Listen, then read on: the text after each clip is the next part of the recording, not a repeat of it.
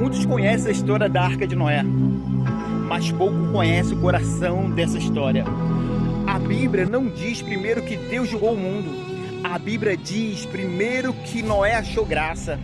A Arca é a maior revelação de Cristo no Antigo Testamento. E assim como Noé entrou na Arca e foi salvo do juízo, hoje nós entramos em Cristo e somos salvos da condenação. A Arca aponta para a cruz aponta para a graça, e a graça aponta para Jesus. Aleluia, glórias a Deus. No filme, querido, Noé acredita que Deus quer destruir toda a humanidade, inclusive sua própria família.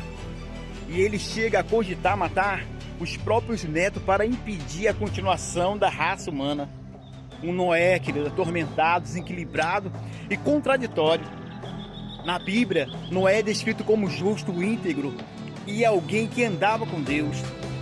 No filme, os anjos caídos aparecem como gigantes de pedra chamado vigilante. Eles ajudam Noé a construir a arca e depois são redimidos. Na Bíblia, não existe nenhuma descrição de anjos de pedra. Os anjos que pecaram, segundo Pedro 2:4, Judas 6, estão aprisionados, não ajudando Noé. Eles não são redimidos, nem voltam ao céu. No filme, querido, quase não existe graça. Deus parece distante, severo e impessoal. Não há ênfase em aliança, misericórdia ou muito menos promessa. A palavra-chave da história é: Noé achou graça aos olhos do Senhor. O arco-íris é um sinal de aliança, não apenas de sobrevivência. Hollywood tirou o coração da história, a graça. O filme de Hollywood fala de julgamento sem graça. A Bíblia fala de juízo revertido pela graça. Hollywood mostra um Noé confuso. A Bíblia mostra um Noé guiado por Deus. Hollywood inventa fantasia. A Bíblia, querido, revela Cristo. Então vamos falar da verdadeira história da Arca de Noé que Hollywood não te contou. E a história da redenção, escute bem isso, não começa em Noé. Ela começa no Éden. Quando o pecado entra no mundo, Deus não inicia falando com o homem, mas com a serpente. Em Gênesis 3,15, Deus libera uma sentença profética. E Deus diz: porém inimizade entre ti e a mulher, entre a tua semente e a sua semente. Esta te ferirá a cabeça, e tu lhe ferirá o calcanhar. Aqui nasce, escute bem isso, e aqui nasce a primeira profecia messiânica. Deus anuncia que a vitória viria pela semente da mulher. Algo incomum, pois a descendência sempre era atribuída ao homem. Isso, escute bem isso, isso já aponta para o nascimento sobrenatural. E a partir desse momento, Satanás entende algo fundamental: a redenção viria por uma linhagem. E ele passa, escute bem isso, e ele passa a perseguir essa semente ao longo da história. Caim e Abel oferecem sacrifício, Abel oferece sangue, e ele reconhece que sem derramamento de sangue não há perdão. Por outro lado, Caim oferece o fruto da terra, obra do seu esforço, símbolo da justiça própria.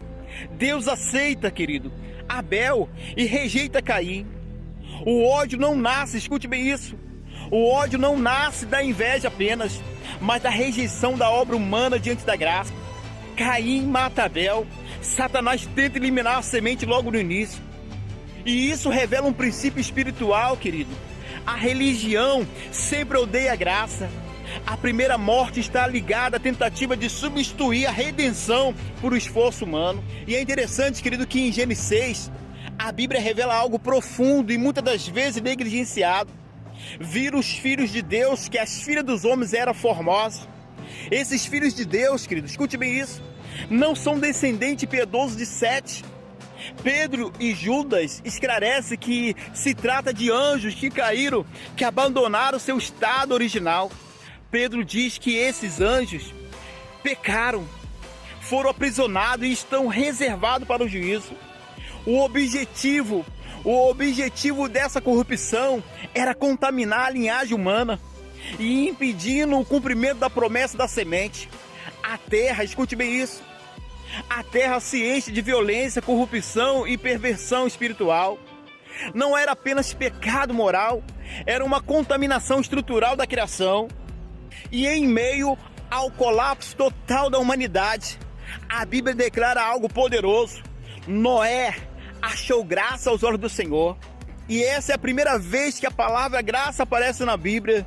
Escute bem isso, não foi Noé quem encontrou Deus, foi a graça, querido, que encontrou Noé. E o nome Noé significa descanso. Deus preserva a linhagem da promessa através de um homem, cujo nome, querido, já aponta para aquilo que Cristo traria plenamente, descanso. E em Hebreus 11 afirma que Noé se tornou herdeiro da justiça, que é segundo a fé. A primeira coisa que Deus disse para Noé, que ele pegasse e passasse betume no lado de dentro e de fora da arca. E o betume, querido, na palavra hebraica significa expiação. Aquele betume representava o próprio sangue de Cristo, que embetumava por dentro e por fora. E qual era o propósito? E qual era o propósito daquele betume? Aquele betume, ele tinha o propósito de impedir que nenhum respingo de água entrasse dentro daquela arca. E nós sabemos que a água representava o juízo. Então por que não dizer que aquele betume impedia, querido, que qualquer tipo de juízo entrasse e alcançasse Noé? Significa que dentro da arca Noé estava protegido. Significa que dentro da arca nenhum respingo de ira podia o alcançar. Isso é maravilhoso. A arca estava protegida, nenhum respingo de ira. Isso significa, querido, aponta para Cristo, aponta para o sangue de Cristo.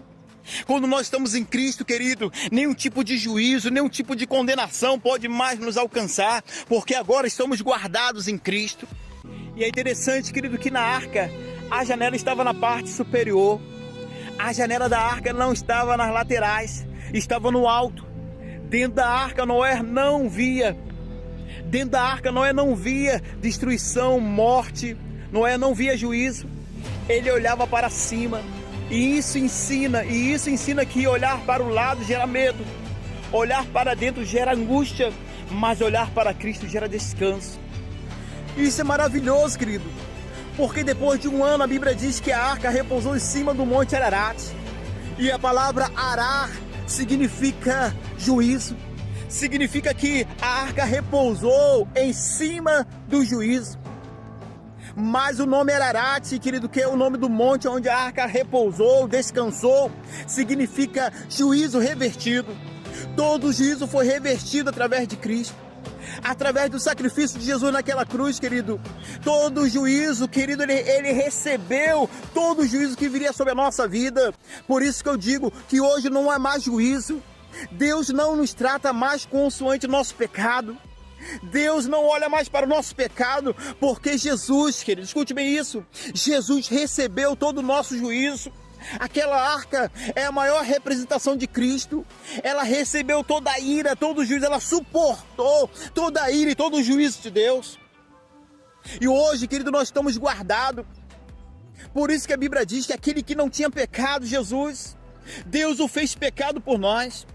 Deus o fez pecado para que nós pudéssemos receber a sua justiça. Para que nós pudéssemos receber a sua justiça. Mas pastor, o que Jesus fez para receber o pecado? Nada, ele não pecou para receber o pecado. Da mesma forma, nós não precisamos fazer nada para receber a sua justiça, porque a justiça é um dom, é um presente. Cristo, ele nos deu esse presente. E hoje nós podemos olhar para o céu e dizer: nós somos a justiça de Deus em Cristo Jesus.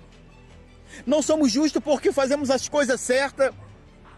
Da mesma forma que ele não passou a ser pecador porque ele errou. Somos justos porque ele venceu, querido. E isso é maravilhoso. Então a arca, ela repousou em cima do Monte Ararat. Ararat representa o juízo revertido. Deus reverteu todo o juízo. Deus reverteu todo o juízo que vinha sobre a nossa vida. Hoje não há mais condenação sobre a nossa vida. Agora, pois, nenhuma condenação há para os que estão em Cristo Jesus. O filme de Hollywood diz que quando Noé entrou na arca do Baal, representando Caim, ele entra dentro da arca e se esconde. A Bíblia não fala sobre isso. E o filme diz porque o mal era para dar continuação ao mal. Aí de repente você está perguntando, mas pastor, como é que depois do dilúvio o mal continuou a acontecer? E Satanás usa a mesma estratégia, gigante. Tudo faz crer, querido, que mais uma vez houve uma implosão, que esses anjos, querido, não os primeiros lá no início da criação, mas novamente anjos começaram a coabitar com as mulheres e novos gigantes começou a surgir. Mas agora o que Deus vai fazer? Porque a Bíblia diz que Deus, ele fez uma aliança, que até então Deus era conhecido como Elohim, o Deus da criação. Agora ele faz uma aliança com o Noé e ele usa a palavra Jafé, eu sou Javé, o Deus da aliança. Deus faz uma aliança e ele promete através de um arco-íris mostrando a sua aliança que ele jamais destruiria a terra. Só que agora está acontecendo a mesma coisa. Novamente, querido, novamente está surgindo gigante, novamente está vindo a perversidade, novamente está surgindo a maldade. E o que Deus vai fazer? Outro dilúvio? Não, Deus não vai trazer mais juízo. Mas a Bíblia diz que Deus levanta Israel. Deus levanta Israel para combater os gigantes. Deus levanta Israel, esse era o propósito de Deus em Israel, levantar Israel através da aliança que ele fez com Abraão, para paralisar a ação de Satanás, para impedir a promessa. Esse era o propósito, sempre foi o propósito de Satanás, impedir a promessa que se cumprisse, que Deus, da semente da mulher, nasceria um que ia esmagar a sua cabeça. Anos depois, querido, há um cenário onde há um gigante, e ele está blasfemando contra Israel, está blasfemando contra o Deus de Israel. E a Bíblia diz, querido, que Deus levanta um jovem chamado Davi. E a Bíblia diz que quando Davi chega diante de Golias, ele diz: tu vem a mim com espada e escudo, mas eu vou a ti, em nome de Javé, em nome do Deus Todo-Poderoso. Davi, querido, está usando agora o mesmo nome que Deus se revelou para Noé, o Deus de aliança.